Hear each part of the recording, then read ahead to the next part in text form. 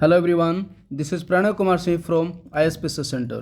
Friends, आज हम लोग नवंबर 2025 महीने के बिहार करंट अफेयर्स को डिस्कस करेंगे। यदि आप लोग अभी तक हमारे टेलीग्राम चैनल को ज्वाइन नहीं किए हैं तो @IASPCS सेंटर टेलीग्राम चैनल को आप लोग अवश्य ज्वाइन करें। इसका PDF के लिए आप लोग 8375934036 या 9870564701 ये दो में से किसी भी एक नंबर पर आप लोग संपर्क कर सकते हैं। तो आइए आज का डिस्कशन हम लोग प्रारंभ करते हैं। आज का पहला और महत्वपूर्ण टॉपिक है, हाल ही में विदेश मंत्रालय द्वारा जारी एक आंकड़ों के अनुसार भारत से विदेश जाने वाले श्रमिकों में बिहार जो है वह उत्तर प्रदेश के बाद भारत में दूसरे स्थान पर बिहार आता है। इसमें देखिए, यदि उत्तर प्रदेश के कुल आंकड़ों की बात करें तो उत्तर प्रदेश से टोटल 5.49 लाख श्रमिक हैं जो विदेश गए हैं। उसके बाद दूसरा स्थान पर आता है बिहार, जहां से 2.84 लाख श्रमिक विदेश गए हैं। इसके अलावा जो तीसरा नंबर पर है वह है वेस्ट बंगाल, जहां से 1.24 लाख श्रमिक विदेश गए हैं। तो ये हो गया टॉप 3 स्टेट।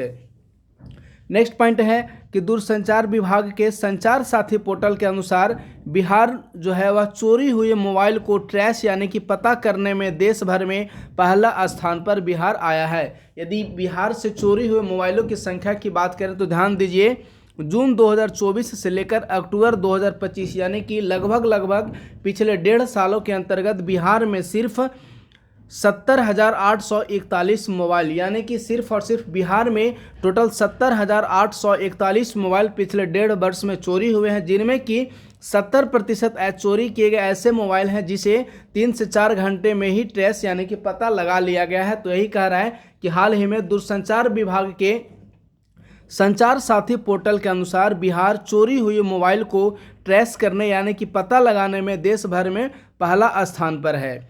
नेक्स्ट पॉइंट है कि जल संसाधन विभाग ने वर्ष 2025 में बाढ़ सुरक्षा को लेकर 394 संवेदनशील स्थानों की पहचान की थी। तो यह हो गया जल संसाधन विभाग के संबंध में। यह काफ़ी महत्वपूर्ण फैक्ट्स है जो कि प्रीलिम्स एग्जाम के लिए काफ़ी महत्वपूर्ण है। नेक्स्ट फैक्ट्स है, कृषि एवं किसान कल्याण मंत्री शिवराज सिंह चौहान ने मखाना उत्पादन में उत्कृष्ट कार्य करने के लिए मिथिलांचल मखाना उत्पादक संघ पूर्णिया को वर्ष 2022-23 का जीनोम सेवियर कम्युनिटी अवार्ड से सम्मानित किया है। तो जीनोम सेवियर कम्युनिटी अवार्ड वर्ष 2022-23 के लिए किसे प्रदान किया गया?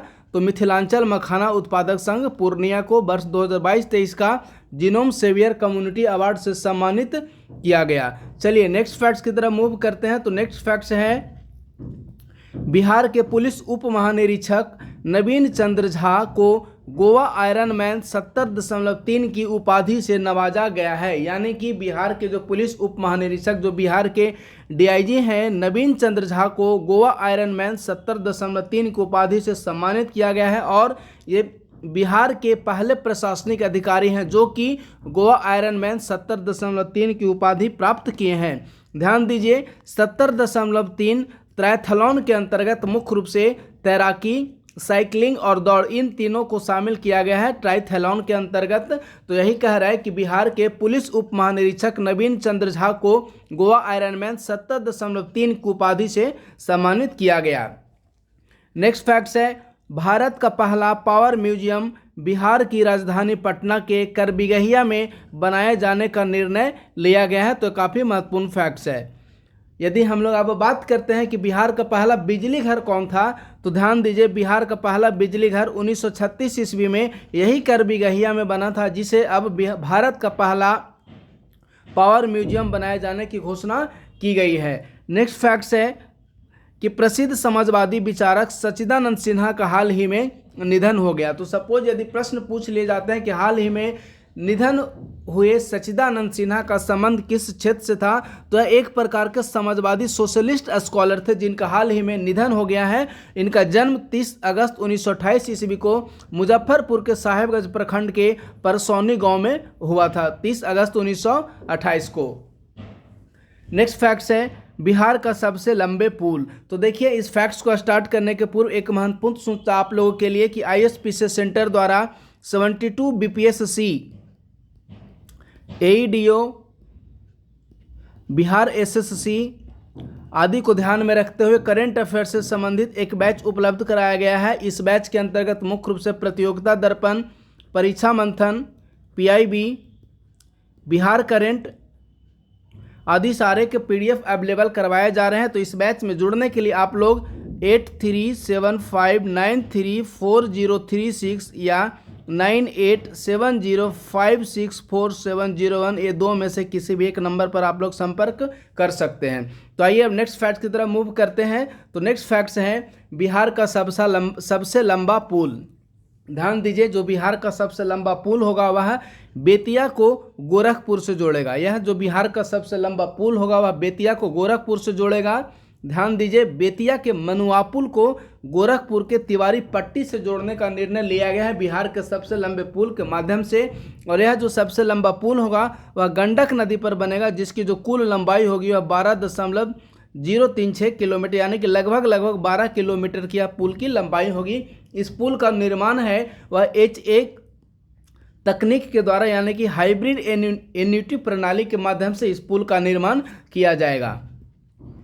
नेक्स्ट फैक्ट्स है बिहार में दैनिक यात्रियों के लिए रेलवे द्वारा 3 नए कॉरिडोर बनाए जाने का निर्णय लिया गया है। ये जो कॉरिडोर होंगे वह बिहार पटना के रिंग रोड के माध्यम से इस कॉरिडोर चारों तरफ से जुड़ा होगा।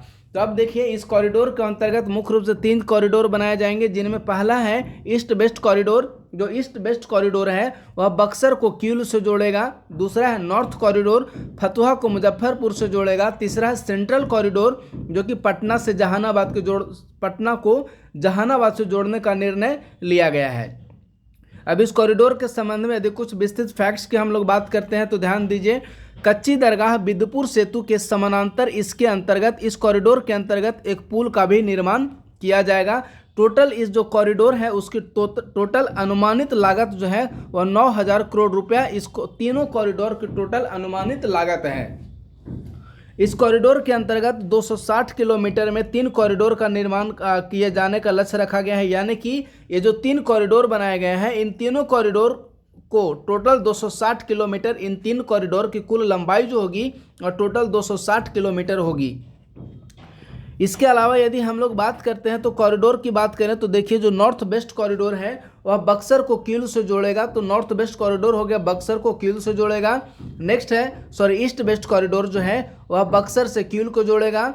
नेक्स्ट है नॉर्थ कॉरिडोर। जो नॉर्थ कॉरिडोर है वह फतुहा, पटना, छपरा, सोनपुर, हाजीपुर और मुजफ्फरपुर को एक दूसरे से कनेक्ट करेगा।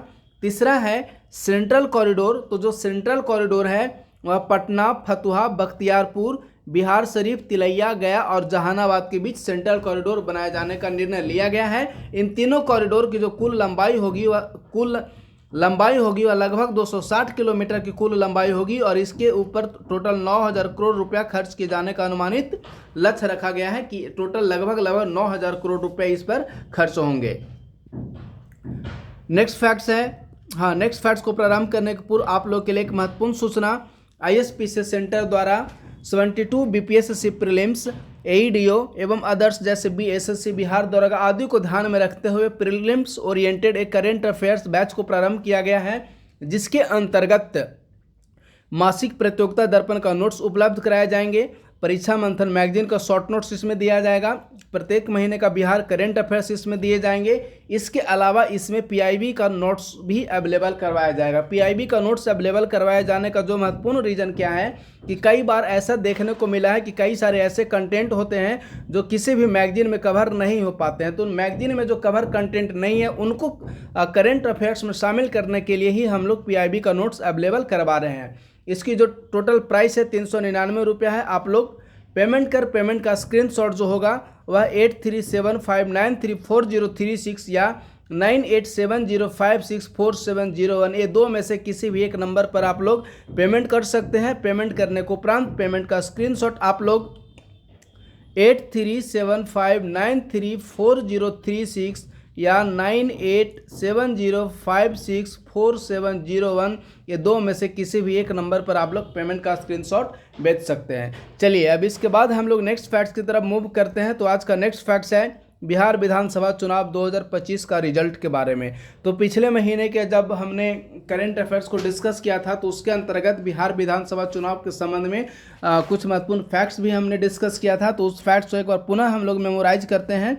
तो देखिए, उसके अंतर्गत जो विधानसभा चुनाव की घोषणा की गई थी वह 6 अक्टूबर 2025 ईस्वी को बिहार विधानसभा चुनाव की घोषणा की गई थी। बिहार विधानसभा का चुनाव जो है उसे 2 चरणों में आयोजित करवाए जाने का निर्णय लिया गया। पहला चरण पर 121 सीट के लिए चुनाव हुए थे 6 नवंबर को, दूसरे चरण पर 122 सीट के लिए चुनाव हुए थे 11 नवंबर को, और जो मतगणना यानी कि काउंटिंग हुई वह 14 नवंबर को मतगणना हुआ। 1985 के बाद दूसरी बार ऐसा देखने को मिला है कि बिहार में 2 चरणों में चुनाव आयोजित करवाए गए।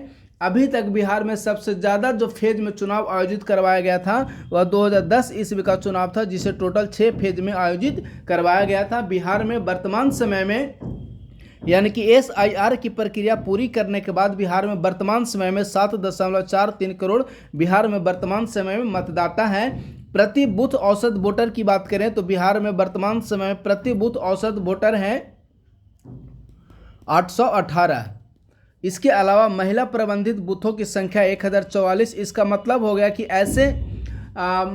ऐसे मतदान केंद्र जिसे सिर्फ और सिर्फ महिलाओं यानी कि वीमेन द्वारा ही उस मतदान केंद्र का प्रबंधन किया जाएगा। इसके अलावा आदर्श बूथों की संख्या बिहार में 1350 किए जाने का निर्णय लिया गया था। अब हम लोग बात करते हैं बिहार विधानसभा चुनाव के संबंध में मतगणना के बाद जो फैक्ट्स देखने को मिले, यानी कि इसका परिणाम क्या हुआ, इस चुनाव का बिहार में क्या परिणाम देखने को मिले। तो देखिए, सबसे पहले हम लोग बात करते हैं कि NDA और महागठबंधन ये जो अलायंस थे, इन अलायंस में कौन कौन से राजनीतिक दल थे और इसके अलावा वे राजनीतिक दल कितनी सीट पर चुनाव लड़े तथा कितनी सीटें उन्हें प्राप्त हुई। तो सबसे पहले हम लोग NDA की बात करते हैं। तो NDA में देखिए, Bharatiya Janata party, JDU, LJP Ramvilas, RLM और HAM, ये जो 5 राजनीतिक दल हैं वे NDA में शामिल थे। जबकि महागठबंधन की यदि हम लोग बात करें तो महागठबंधन के अंतर्गत RJD, राजद, कांग्रेस, CPM और VIP, ये 4 राजनीतिक दल महागठबंधन के अंतर्गत शामिल थे। अब हम लोग यदि NDA में बात करते हैं कि BJP जो है उसे टोटल 89 सीटें प्राप्त हुई। 101 सीटों पर भारतीय जनता पार्टी चुनाव लड़ी, जिनमें 89 सीटें प्राप्त हुई। जदयू 101 सीटों पर चुनाव लड़े, 85 सीटें प्राप्त हुई। लोजपा 29 सीटों पर चुनाव लड़े, 19 सीट प्राप्त हुई। RLM 6 सीट पर चुनाव लड़े, 4 सीट प्राप्त हुए, और हम 6 सीट पर चुनाव लड़े और 5 सीट प्राप्त हुई। इसी प्रकार से यदि महागठबंधन के अंतर्गत बात करते हैं तो राजद 143 सीट पर चुनाव लड़ा, जबकि 25 सीटें प्राप्त हुई। कांग्रेस 60 सीट पर चुनाव लड़े, 6 सीट प्राप्त हुए। CPM 4 सीट पर चुनाव लड़े, 3 सीट प्राप्त हुए। VIP 11 सीट पर चुनाव लड़े और 0 सीट प्राप्त हुए। जबकि बिहार में जब 14 नवंबर को इलेक्शन की काउंटिंग की गई तो इस काउंटिंग के बाद बिहार में जो NDA का गठबंधन का विजय देखने को मिला, यानी कि बिहार में NDA अलायंस 202 सीटों के साथ सबसे बड़ी गठबंधन बनी। और स्वभावतः सबसे बड़ी गठबंधन या राजनीतिक दल को ही राज्यपालों द्वारा सरकार बनाने का निमंत्रण दिया जाता है। यही कारण है कि बिहार में NDA की सरकार बनी। अब हम लोग देखते हैं 2020 का जब चुनाव आयोजित करवाए गए थे बिहार विधानसभा का, तो उस 2020 का बिहार विधानसभा चुनाव में NDA अलायंस को टोटल 125 सीटें प्राप्त हुई थी, तो वहीं महागठबंधन अलायंस को टोटल 110 सीटें प्राप्त हुए थे। इस बार महागठबंधन को टोटल 35 सीटें प्राप्त हुई और NDA को टोटल 202 सीटें प्राप्त हुए हैं। चलिए, अब हम लोग बात करते हैं कि सबसे बड़ी जीत के बारे में, कि किस विधानसभा क्षेत्र के विधायक को सबसे बड़ी जीत प्राप्त हुई। तो सबसे बड़ी जीत प्राप्त हुई रुपौली विधानसभा को कलाधर मंडल है, ये जद्दू से बिलोंग करते हैं, जिन्हें 73,572 वोट से विजय प्राप्त हुए। जबकि संदेश विधानसभा के राधाचरण शाह, ये भी जद्दू से ही हैं, 27 वोट के साथ सबसे कम मत से जीतने वाले विधायक बने हैं, यानी कि सर्वाधिक मत से जीतने वाले विधायक बने हैं कलाधार मंडल रुपौली विधानसभा, और सबसे कम मत से जीतने वाले विधायक बने हैं राधाचरण शाह संदेश विधानसभा। अब हम लोग महिला प्रतिनिधि की बात करते हैं कि 2010 के विधानसभा का जब चुनाव हुआ था तो उसमें टोटल 34 महिला प्रतिनिधि थे। वहीं 2015 का विधानसभा चुनाव में इसकी संख्या घटकर 28 हो गई। 2020 के चुनाव में इसकी संख्या घटकर 25 हो गई और पुनः जब 2025 ईस्वी का बिहार विधानसभा का चुनाव हुआ तो इसमें महिला प्रत्याशियों की संख्या बढ़कर 28 हो गई, यानी कि 2020 में जो 25 महिला प्रत्याशी थे उनकी संख्या 2025 में बढ़कर 28 हो गई, यानी कि 2020 की तुलना में 2025 में महिला प्रत्याशियों की संख्या में 3 की वृद्धि देखने को मिलती है। अब देखिए इन महिला प्रतिनिधि में सर्वाधिक जो विधायक बने हैं वह भाजपा के हैं 10 विधायक, उसके बाद जदयू के हैं 9 विधायक और तीसरे स्थान पर आरजेडी और एलजेपी दोनों के 3-3 विधायक हैं जो कि महिला हैं। चलिए अब हम लोग थोड़ा वोट शेयर की बात करते हैं। तो सर्वाधिक जो वोट शेयर प्राप्त हुआ है वह भारतीय जनता पार्टी को वोट शेयर प्राप्त हुआ सर्वाधिक 20.08%। उसके बाद यदि हम लोग माफ करिएगा, सर्वाधिक वोट प्रतिशत प्राप्त हुआ राजद को 23%। इसके बाद भाजपा को प्राप्त हुआ 20.08%। इसके बाद जदयू को प्राप्त हुआ है 19.25%। नेक्स्ट है कांग्रेस को जो टोटल वोट प्राप्त हुए वह है 8.71%। और इसके बाद यदि हम लोग नोटा की बात करते हैं तो नोटा टोटल 1.81% वोट नोटा को प्राप्त हुआ, जिसकी संख्या है 9,10,730। सर्वाधिक वोट प्राप्त हुए हैं वोट शेयर के मामलों में यदि देखा जाए तो सर्वाधिक वोट शेयर प्राप्त हुआ राजद को 23.23%, यानी कि सर्वाधिक वोट प्राप्त करने में राजद पहले स्थान पर है। दूसरे स्थान पर है भारतीय जनता पार्टी, तीसरे स्थान पर है जदयू। चलिए नेक्स्ट फैक्ट की तरफ मूव करते हैं। तो नेक्स्ट फैक्ट्स हैं एकमात्र मंत्री, यानी कि एकमात्र ऐसे मंत्री हैं जो कि चुनाव हार गए हैं। देखिए काफ़ी रोचक फैक्ट्स है। बिहार में जो पिछले मंत्रिमंडल में टोटल 19 मंत्री थे, जिनमें से मात्र और मात्र एकमात्र ऐसे मंत्री हैं जो कि चुनाव हार गए, वे हैं सुमित कुमार सिंह। बिहार सरकार के एकमात्र मंत्री जो चुनाव हार गए उनका नाम है सुमित कुमार सिंह और ये जदयू से बिलोंग करते हैं। वर्तमान विधानसभा में विधायकों की जो औसत उम्र है वह है 57.69 वर्ष। वर्तमान बिहार विधानसभा की विधायकों की औसत उम्र है 57.69 वर्ष। यदि हम लोग मुख्यमंत्री के शपथ ग्रहण समारोह की बात करें तो बिहार में मुख्यमंत्री द्वारा लगातार 10वीं बार 20 नवंबर को शपथ ग्रहण लिया गया और यह जो शपथ ग्रहण समारोह है वह पटना के गांधी मैदान में इस शपथ ग्रहण समारोह का आयोजन किया गया, पटना के गांधी मैदान में। चलिए नेक्स्ट फैक्ट्स है कि नोटा को कुल 1.81% मत शेयर प्राप्त हुए, जिनकी संख्या थी 9,10,730। यदि नए थोड़ा कुछ और महत्वपूर्ण फैक्ट्स देख लेते हैं, उसके बाद हम लोग नए मंत्रिमंडल की बात करेंगे। तो देखिए बिहार विधानसभा के जो प्रोटेम स्पीकर बने उनका नाम है नरेंद्र नारायण। ये मधेपुरा के आलमनगर विधानसभा क्षेत्र से लगातार 8वीं बार निर्वाचित हुए हैं। यदि हम लोग प्रोटेम स्पीकर की बात करते हैं तो आप में से कई लोगों के मन में सवाल उत्पन्न हो रहे होंगे कि आखिर प्रोटेम स्पीकर है क्या।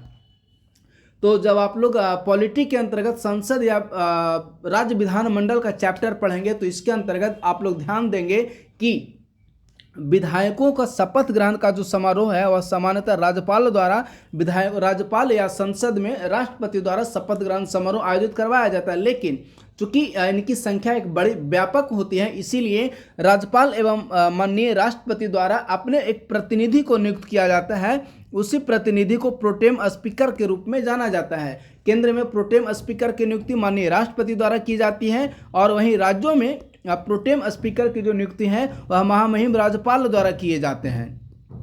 तो वही है कि बिहार में प्रोटेम स्पीकर नरेंद्र नारायण को माननीय राज्यपाल आरिफ मोहम्मद खान द्वारा प्रोटेम स्पीकर नियुक्त किया गया। और ये जो नरेंद्र नारायण है वे मधेपुरा के आलमनगर विधानसभा से लगातार 8वीं बार विधायक रहे हैं। तो देखिए अब यहाँ यह भी प्रश्न उत्पन्न होता है कि किस व्यक्ति को प्रोटेम स्पीकर नियुक्त किया जाएगा। तो वैसे व्यक्ति को सामान्यतः प्रोटेम स्पीकर नियुक्त किया जाता है जो कि सर्वाधिक बार विजेता रहे, जो कि सर्वाधिक बार जीतकर सदन में पहुंचे थे होंगे, सर्वाधिक बार विजयी होकर सदन में पहुंचेंगे, वैसे लोगों को प्रोटेम स्पीकर नियुक्त किया जाएगा। तो ये जो नरेंद्र नारायण है वह मधेपुरा के आलमनगर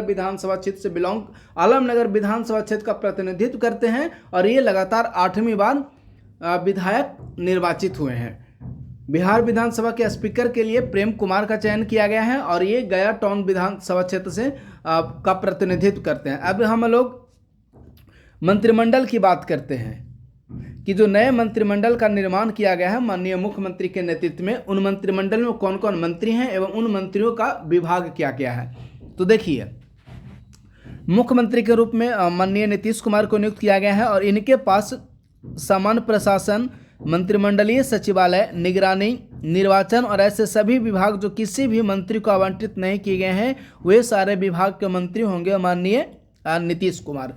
इसके अलावा गृह विभाग इस बार दिया गया है भाजपा को, सम्राट चौधरी गृह मंत्री बने हैं। इसके अलावा वे उप मुख्यमंत्री भी बने हैं, यानी कि बिहार सरकार में चीफ मिनिस्टर के बाद 2 लोगों को उप मुख्यमंत्री बनाया गया है, जिनमें पहला है सम्राट चौधरी और दूसरे हैं विजय सिन्हा। ये जो टर्म रहा है ये पिछले बार भी ऐसे ही थे कि पिछले बार भी सीएम मुख्यमंत्री नीतीश कुमार थे और 2 उप मुख्यमंत्री थे, एक सम्राट चौधरी, दूसरा विजय सिन्हा। विजय सिन्हा को इस बार राजस्व एवं भूमि सुधार के अलावा खान एवं भूतत्व विभाग दिया गया है विजय सिन्हा को। नेक्स्ट है विजय कुमार चौधरी, इन्हें जल संसाधन, संसदीय कार्य, सूचना एवं जनसंपर्क और भवन निर्माण का जिम्मा दिया गया है। नेक्स्ट है विजेंद्र प्रसाद यादव, ये ऊर्जा, योजना एवं विकास, मद निषेध, उत्पाद एवं निबंधन, वित्त और वाणिज्य कर, ये सारे विभाग के जो मंत्री हैं वे हैं विजेंद्र प्रसाद यादव। नेक्स्ट है ग्रामीण विकास और परिवहन मंत्री, ये श्रवण कुमार को बनाया गया है। नेक्स्ट है स्वास्थ्य और विधि व्यवस्था के जो मंत्री हैं वो मंगल पांडे को बनाया गया है। नेक्स्ट है दिलीप जायसवाल, ये उद्योग मंत्री बने हैं। नेक्स्ट ग्रामीण कार्य मंत्री अशोक चौधरी, जो कि जदयू से बिलोंग करते हैं। नेक्स्ट है खाद्य एवं उपभोक्ता संरक्षण के मंत्री लेसी सिंह बनी है। नेक्स्ट समाज कल्याण के मंत्री हैं मदन सहनी। नेक्स्ट है पथ निर्माण, नगर विकास एवं आवास मंत्री नितिन नवीन, जो कि भाजपा से बिलोंग करते हैं। अब मंत्रिमंडल में कुछ और भी महत्वपूर्ण चेहरे हैं, जैसे हैं रामकृपाल यादव, ये कृषि मंत्री बने हैं। संतोष कुमार सुमन, ये लघु जल संसाधन मंत्री बने हैं। शिक्षा और विज्ञान प्रौद्योगिकी तथा तकनीकी शिक्षा मंत्री बने हैं सुनील कुमार, जो कि जदयू से हैं। अल्पसंख्यक कल्याण मंत्री बने हैं मोहम्मद जमा खान। श्रम संसाधन मंत्री बने हैं संजय सिंह टाइगर। पर्यटन और कला संस्कृति एवं युवा मंत्री बने हैं अरुण शंकर प्रसाद। आपदा प्रबंधन मंत्री बने हैं नारायण प्रसाद। पिछड़ा वर्ग एवं अति पिछड़ा वर्ग कल्याण मंत्री रमा निषाद बने हैं। पशु एवं मत्स्य संसाधन सुरेंद्र मेहता। अनुसूचित जाति एवं अनुसूचित जनजाति कल्याण मंत्री लखेंद्र रोशन बने हैं। सूचना एवं प्रौद्योगिकी और खेल मंत्री श्रेयसी सिंह बनी हैं। सहकारिता और पर्यावरण, वन एवं जलवायु परिवर्तन मंत्री डॉक्टर प्रमोद कुमार चंद्रवंशी बने हैं। गन्ना उद्योग मंत्री संजय कुमार बने हैं। लोक स्वास्थ्य अभियंत्रण मंत्री संजय कुमार सिंह बने हैं और पंचायती राज मंत्री दीपक प्रकाश बने हैं। ध्यान दीजिए, दीपक प्रकाश के बारे में एक महत्वपूर्ण फैक्ट्स यह है कि जो दीपक प्रकाश हैं वो वर्तमान समय में किसी भी सदन, यानी कि न तो वह विधानसभा और न ही वह विधान परिषद, 2 में से किसी भी एक सदन का सदस्य नहीं है। तो अब यहाँ एक सवाल उत्पन्न होता है कि आखिर किस नियम के अंतर्गत दीपक प्रकाश को मंत्री बनाया गया। तो ध्यान दीजिए, यहाँ यह भी एक प्रावधान किया गया है संविधान में कि कोई भी व्यक्ति 6 महीने तक यदि किसी भी सदन का सदस्य नहीं है, तो आगामी 6 महीने तक भी वह मंत्री या प्रधानमंत्री या मुख्यमंत्री बन सकते हैं। तो इसी विधि के अंतर्गत दीपक प्रकाश को पंचायती राज मंत्री नियुक्त किया गया है। तो आज का यह सेशन था और समाप्त हुआ। बहुत बहुत धन्यवाद।